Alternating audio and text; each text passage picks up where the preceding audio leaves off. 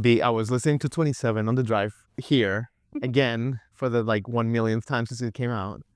And I am just amazed at how good it is. Like, what am, no, really, like, B. It's like you discover like the second to last song the next time you listen to it, you know? It's like there's no filler. It's just like, B. Taylor, what the hell did you create with 27, you know? Oh, Jamie, thank you. It is a jambalaya of awesomeness, of that whole album. And last time I saw you was at the album release for that show, Yes. for that album. Yes. Magical night, right? Oh, it was, yeah, very surreal, but very calm. I felt more myself than I think I ever have and didn't feel like I had to prove anything. I just needed to present all of the hard work that we have done in a night of celebration. Yeah. And being able to like celebrate in that, but also still keep a mindset of presentation. And so, but it all felt very natural and Yeah. myself. It was cool. It's interesting you say that because I've never, you always exude this confidence. Like you never, like maybe it's just perception, but you never strike me as someone that is like, you know, I'm going to prove them that I am the best, even though you are. But That's literally been my whole life. well, you wear it with style then. You wear it great, you know? Yeah. Were you nervous at that show? Because I was shocked at how like not nervous you were.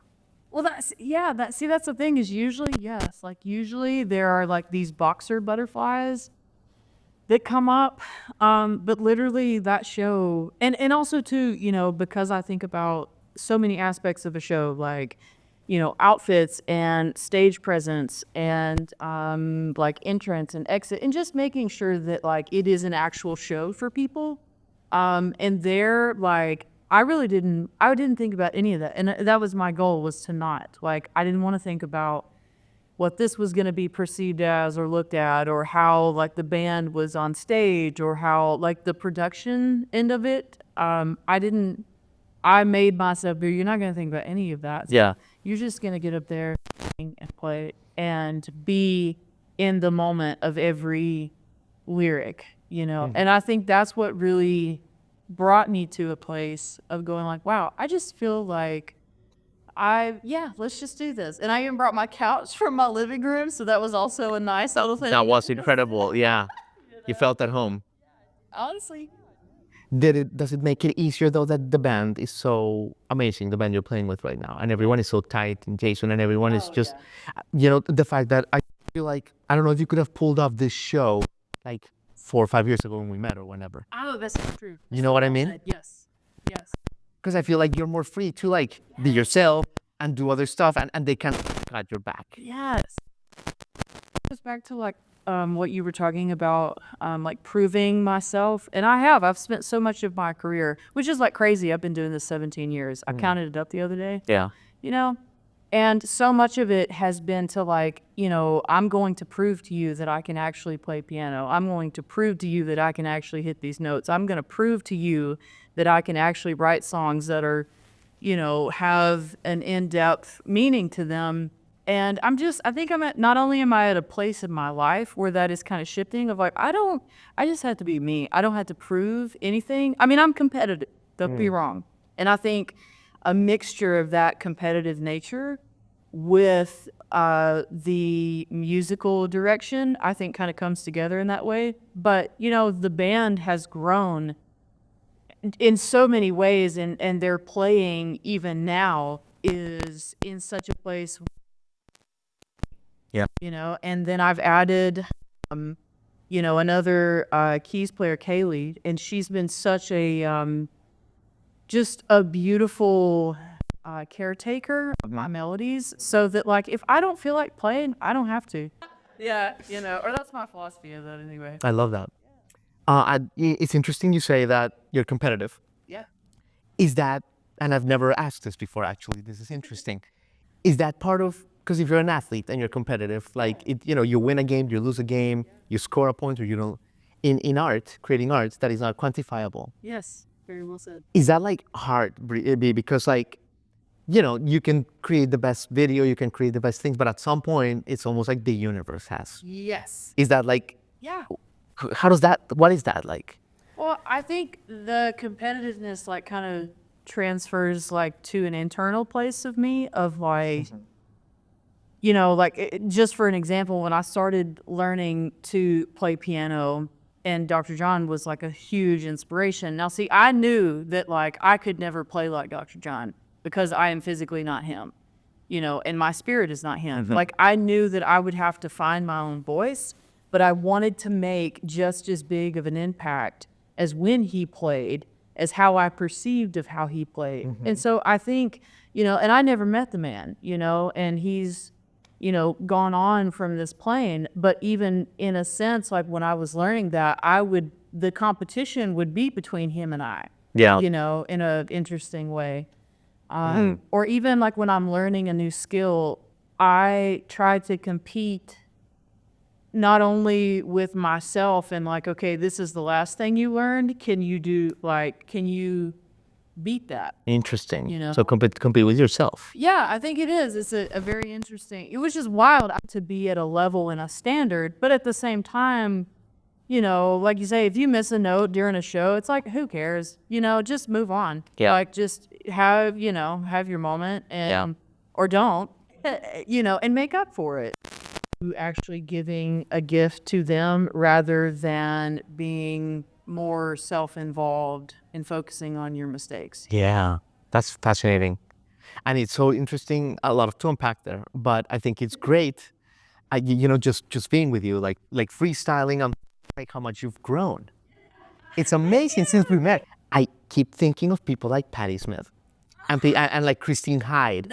And like, I just think of like badass female voices. And I think that is something that you're like, that is like coming out of you. Interesting because through my expanse of learning new skills along the way, and you know, that could be with an instrument, but I've never really focused, like, if I'm being very honest, I've never focused like on my voice. Like it's just something I've always done, so I've never put any attention to it.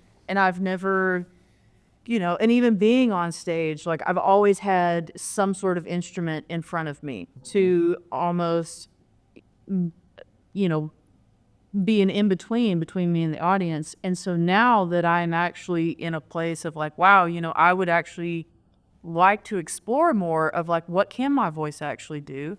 And then on top of that, what is it like singing without an instrument? And let me just tell you, it is definitely there are things I need to work on. Sure.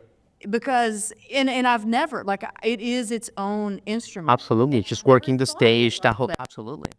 Yeah. You know, and so I'm in a totally new place of learning how to be on stage like those women and more of like, just, I don't want to say necessarily more grounded because I've always felt grounded, but it's just finally seeing speak presence and vocality as as its own instrument instead of something I just do. Like actually putting, you know, that same work ethic that I have for those other things into this. Yeah. So that really means a lot to me. Well, I mean it's true. Thank you. It's great. I'm working on it. I mean, and that's why you're one of the main acts at 30A Songwriters, and you just sold out the Burl, and you're like, you know, the buzz is out there.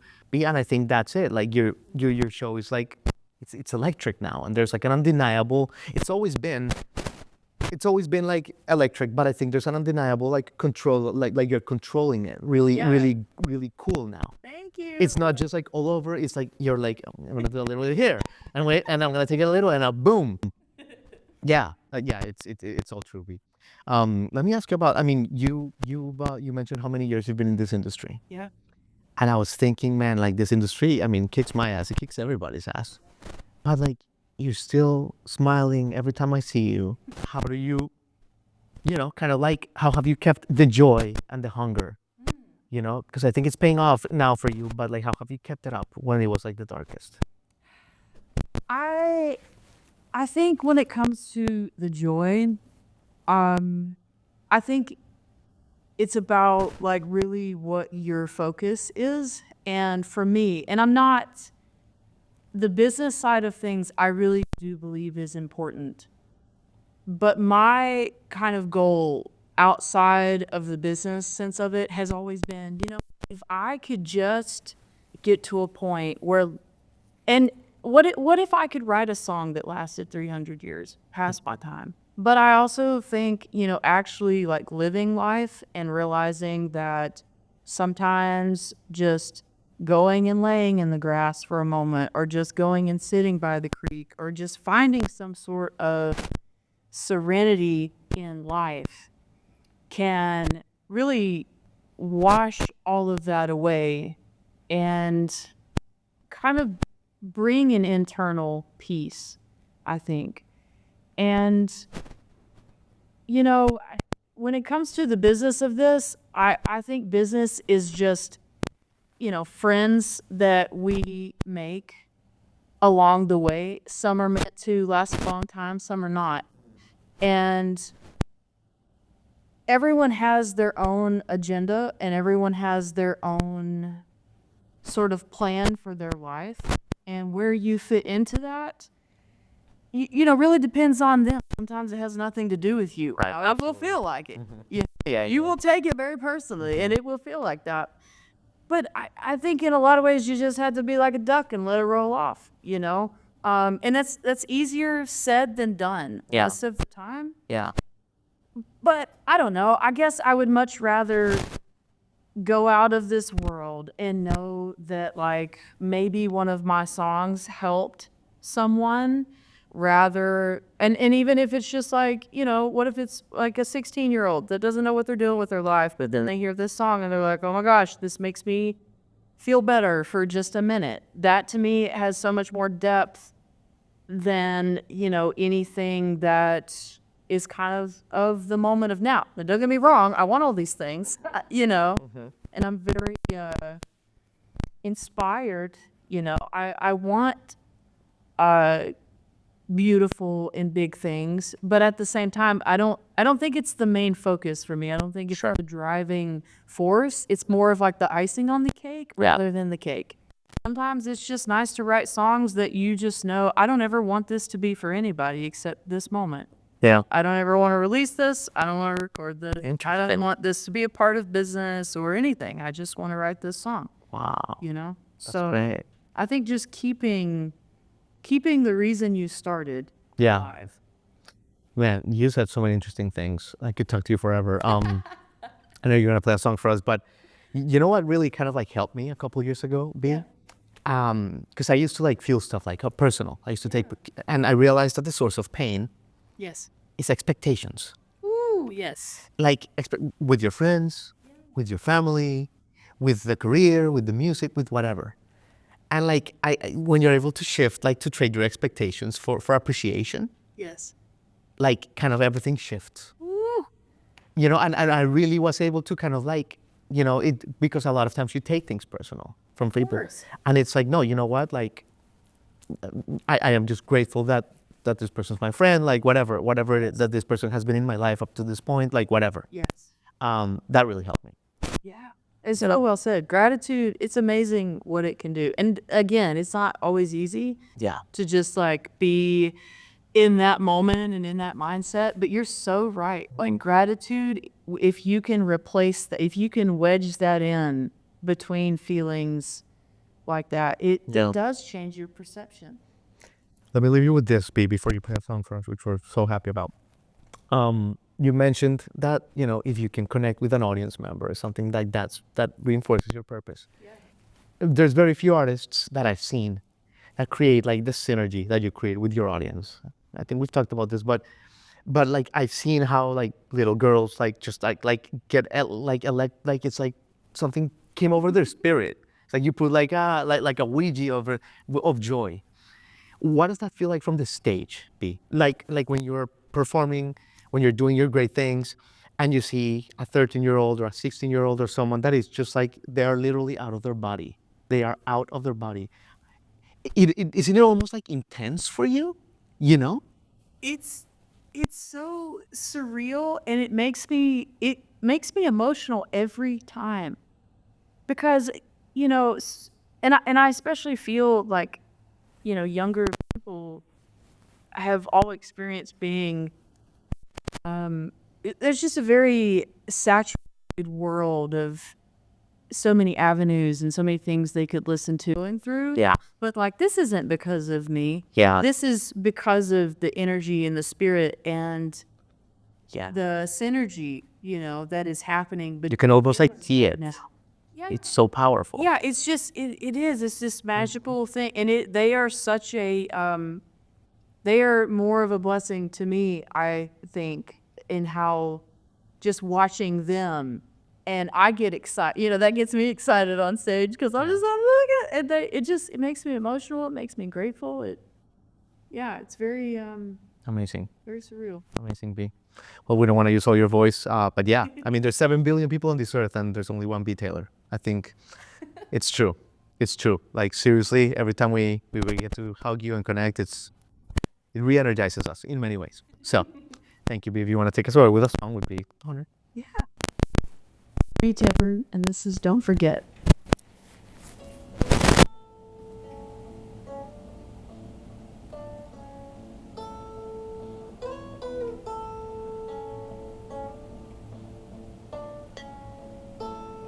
Don't forget I'm younger and I may see. Don't forget I'm flower, just waiting for spring. I may appear cavalier, tough and mean, but don't forget there's a whole world that I haven't seen.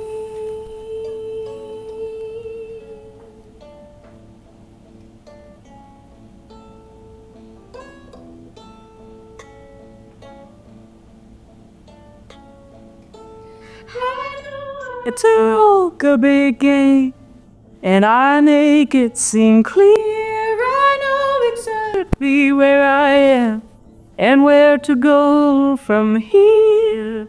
But the truth is on the inside. I'm shaking, scared. Don't forget I'm younger than I may seem. Don't forget I'm flower, just waiting for spring.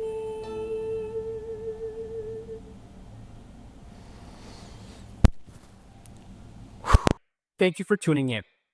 Click here to subscribe and get the latest from the show, including exclusive behind-the-scenes footage and once-in-a-lifetime performances.